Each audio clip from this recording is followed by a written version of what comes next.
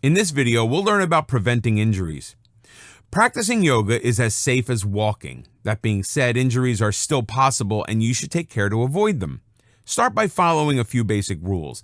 Don't practice yoga on a full stomach and avoid alcohol. Remain hydrated at all times.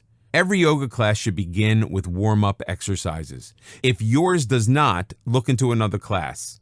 As we've discussed, the right teacher makes a tremendous difference and can reduce your chances of injury. Certified teachers undergo up to 500 hours of training to qualify for certification. Make sure you are dealing with a qualified teacher. Don't try to do poses for which you aren't ready. This can cause severe muscle strain. Attempting poses for which you are unprepared is one of the leading causes of yoga injuries. Learn your body's limitations and respect them. You make the decision how far to stretch, not your teacher.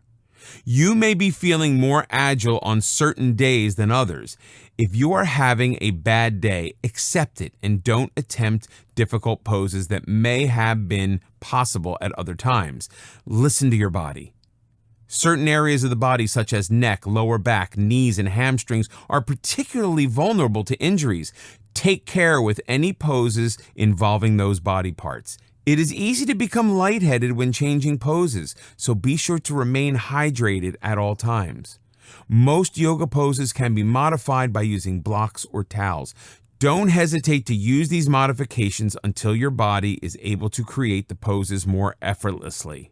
Don't begin yoga by jumping into risky poses, such as a headstand. This can cause serious neck injury.